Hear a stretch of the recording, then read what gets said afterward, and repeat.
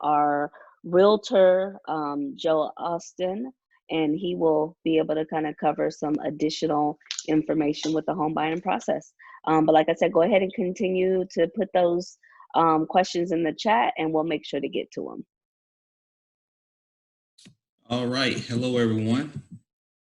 I'm going to talk some real estate from the real estate broker perspective for just a little while. First, I want you to look at my screen. If you can see, I'm going to kind of slide over. So this is a virtual screen. This is a picture of one of my clients' homes. They actually went through a seminar, the program just like this when we were in Dallas. So this same team of experts actually helped the clients actually buy this brand new Highland home in the DFW area. So it does work. Definitely want to start out like that. It definitely does work. I'm going to share my screen real quick. All right. So we started up a home buying and wealth building cohort to help our clients pretty much get in homes. We were having a lot of first-time homeowners come to our company. We wanted to make sure that they were properly taken care of. So we have an abbreviated version today. We'll go over some of the home buying steps and then also talk a little bit of financial stewardship, and then we'll get some questions. So we've already heard from Derek and Connie. So I'm not going to go into depth about the mortgage side. I do want to talk about some of the money, and they talked about the down payment and closing costs. And also Derek had mentioned earnest money. So typically your earnest money is 1% of the purchase price of the home. So if you're buying a $200,000 home, typically your earnest money that you would put down would be $2,000. And that money would be credited back to you at closing. So if you needed to bring $5,000 to closing, you would only bring $3,000 because you already gave $2,000. And like Derek mentioned, that earnest money means, hey, I'm serious whenever you write the contract and it is accepted. Also with the money for the down payment and closing costs, the sellers typically can pay closing costs. The market conditions that we're seeing right now are that a lot of sellers don't want to pay closing costs though. And what they may do is if the home will appraise for a little bit more, they'll ask you to, maybe raise the price. So if you wanted $5,000 in closing costs and we're paying $200 for the house, if the house will appraise for $205, they might say, hey, pay $205 for the house and I'll give you that $5,000 back. So it's kind of like you borrowing money inside the loan already to cover some of your closing costs. So we definitely can go after getting the sellers to pay, but if the sellers can't pay and the house has the equity, we can actually go back and add that price into the home to where you can get some of that money back. Okay, so the first step that I always tell our buyers is definitely get that pre-qualification. I'll be honest, I don't even show homes unless you have the pre-qualification, because I'm not going to show a $300,000 house and it comes to find out you can only afford a $100,000 house, and now feelings would be hurt and things like that. So it's very important that you do speak with the lender, speak with Derek and Connie, to get the pre-qualification going. And they've already talked about the items that are required, the finances and the credit scores, but it's very, very critical. Once that step is completed, now we start talking what qualities you desire in a home. The estimated purchase price based off of your approval amount. We'll talk square footage desired, single story, 2-story, what school district you want. So now we're trying to develop a detailed search to where we can narrow down your home search as much as possible. In the DFW area, for example, if someone said, I don't mind living in Fort Worth, I don't mind living in Rockwall, I don't mind living in Grand Prairie, I don't mind living in Denton, it's going to be hard to narrow that down. So we definitely want to narrow the scope as much as we can to provide the best assistance to you. In red over here, though, I have monthly payment expectations. Currently, I'm experiencing something kind of different right now. I actually have 8 pre-qualified buyers right now, and most of them, I think all of them, are under $200,000. And in Houston, Dallas, and in Northeast Texas area. Northeast Texas, you can get something pretty decent, but in Houston and Dallas, the expectations are going to be, hey, I want a house that's new, or I want a house that's been totally remodeled. but the market conditions are saying you're not going to get that. So if Derek and Connie approve you for, let's just say $250,000, but then your monthly payment, you say, I want to spend $1,000 a month, that's going to narrow down our scope to a point to where you're not able to get the new home that you want, or the size home, or in the location. So we have to kind of expand the areas. So I definitely, what I say is, whenever you're talking to the lender, be upfront with them. Don't just let the lender say, hey, here's your money. You qualify for $300,000, and then come to the real estate agent and say, oh, I only want to pay $1,000 a month.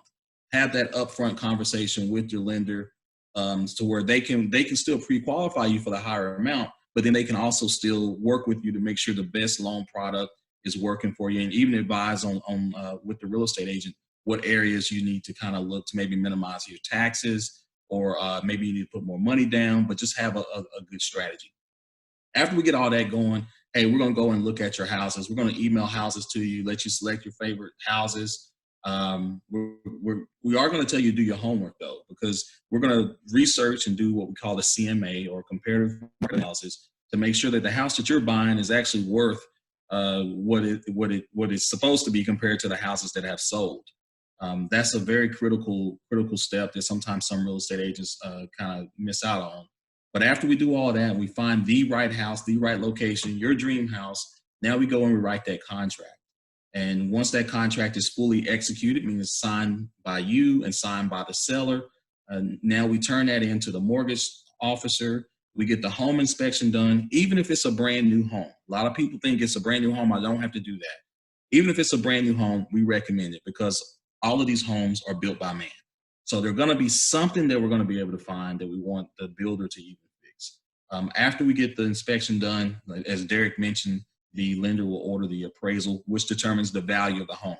The inspection determines the condition of the home, and the appraisal determines the value. Typically, closing is within 30 to 45 days, unless you're building a new house from the ground up. And the advantages of using someone like me, I represent you throughout the process, and the seller typically pays my commission, so it's no charge to the buyer. Now I want to give you a little financial tidbit just for a little while. A little about me. I'm the author of 2 books. The first book I wrote in 2006 called Money Grows on Trees If You Plant the Right Seeds. And then last year I came out with my latest book, Generational Wealth Builder. So we're going to talk about building wealth and just kind of protecting your portfolio. Not going to go into detail, but 401k, 403b, IRAs, if you are able to contribute, if you get matching money for your 401k or 403b, I definitely want you to do that, because the company matches free money. Your IRAs as well, based off your tax situation, there's different advantages between traditional and Roth. But the main point of this, I want you to know that I want you to be contributing money to those areas. And if you need to get money from them to buy a house, there are ways that you can do so without being penalized. My wife and I have done that as well. So it's an advantage to having money set aside there. Also, I want you to make sure you have your legal documents set up. No need in building wealth and having real estate just for the state or the government to decide where your money or where your real estate is going to go. So make sure you. Hey, Joe, can I say something right quick? Yeah, can I jump in? Hey, let me. When Joe was talking about 401k, right? What Connie and I discovered, we were purchasing a car, and we've actually gotten a really great interest rate from Compass, right? I mean, a great rate. And so we checked with our 401k to see what the rate would be to borrow the money from them. They actually beat the rate that Compass gave us. I think they gave us like 2%. But check this out. As we're paying that back, we get the 2%. So we're actually paying our interest for the money that we borrowed against ourselves, right? So I kind of tell people, listen, if you've got that 401k, if your liquid is minimal, check with your 401k. You can make money off yourselves by borrowing against yourself, and not have to do maybe a down payment assistance program and things like that. I just want to share that with you. Yeah, so definitely. Matter of fact, Derek, we're working with a client now who's going into her 401k for her down payment and closing costs. So definitely, if you can do something like that, I definitely approve of that. I don't approve of going into your 401k just to go out and buy, just do unnecessary spending. But something that's going to help you down the road, definitely a viable option for you. And also, I know Heather's going to talk about insurance, but definitely want to make sure you have insurance. In order to make all this happen, you have to have some type of financial sacrifice. When you're planning for your future, the Bible says, if you're going to build, you got to count up the cost. So if you want to, build a house, you want to buy a house, you want to get out of debt, whatever it is, there's some type of cost, some type of sacrifice that comes with it. And we want you to plan for that so you can not only plan for yourself, but pass your wealth on to future generations. One thing that I advocate my clients and everyone I talk to is to come up with a budget if you don't have one. Oftentimes people just say, oh, I look on my account, I see how much money I have in there. But that's not a good way to track your spending. You need to have some type of budget where you can look and see how much is coming in, how much is going out, what you have left over. And if you don't have any left over, then we got to make some immediate changes, right now to help get you on the right path. But the main thing is sacrifice, and eliminating debt will allow you to have financial independence. It is a sacrifice, but it's definitely worth it. Overall, real estate has been a historically solid investment. And if you don't have a primary home, I would start with that as your first part of real estate investing. It's lower down payment requirements. It allows you to stop paying rent. And then after you get going there and feel comfortable, now progress into other property. My wife and I, we've bought 4 primary homes. We've sold 2. We still have our current primary home and a home in San Antonio that we have leased out. And we also have a commercial building that we bought, and we were going to lease it out. We're still trying to, but we ended up doing some work. We bought it for cheap. It was 4,000 square feet, and we bought it for around 28,000. And then we pumped a little money into it, and now we just found out that building is worth almost $300,000, and we have no mortgage on it. So that was one strategy. Another thing, in that same area, we built a brand new home to sell. We got a construction loan, and we ended up doing that as an investment, and we sold it. And then right now we're also going back into that same area, and we are buying a foreclosure, and we're also doing a kind of like a rehab loan. So we're putting the money to fix the home in the loan, and then we're going to come back and immediately list it for sale. We're not going to do an FHA loan though, Derek. We're going to try to do USDA in that area so we can flip it in under the 90-day requirement. But we're studying the market. We know what can go on there. So that's another form of just progressing from, once you buy that first property, your primary property, then start going into other investments where you can make money doing that way. My closing thoughts are, right now, I would say perform a personal assessment. Just kind of see where you are and where you want to be. You might be doing things right. You might be doing some things that they're kind of okay and you could do better, or you might be doing everything. Just see where you are and then kind of fine tune your plan.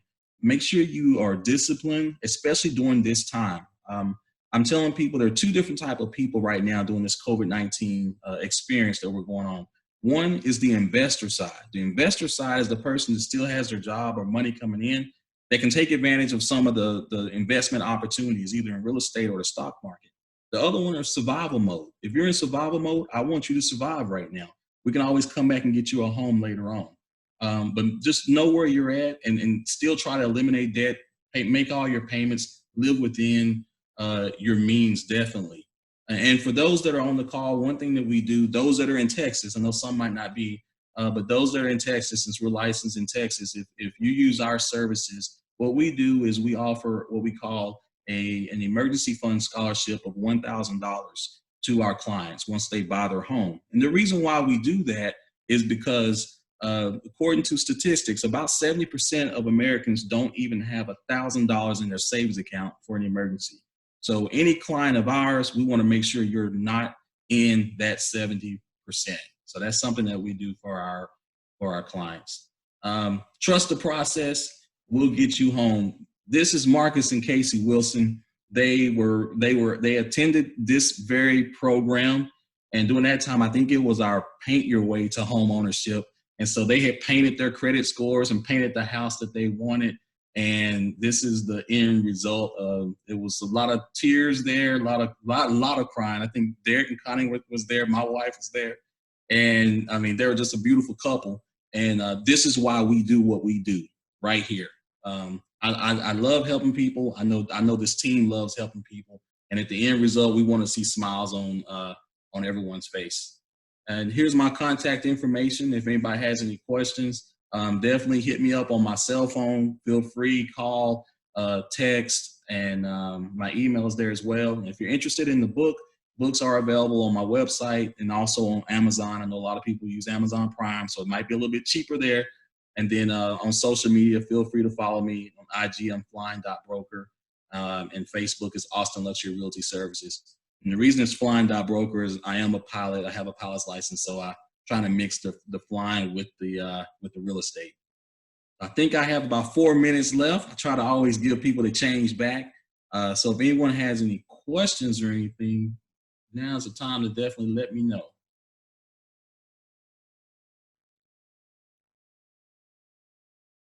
Wow, no questions? Did I pass?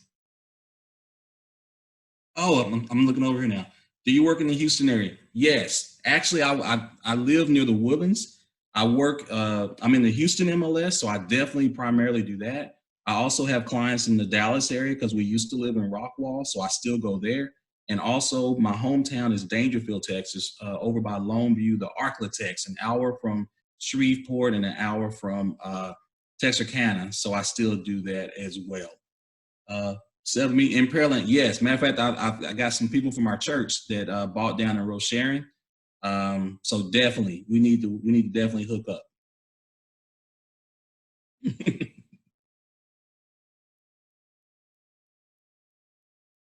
Anything else? Hey, y'all, make sure I get your contact info, Eric and Princess. Make sure you text me or something. Rocheron, oh, I got y'all. No worries, I got y'all.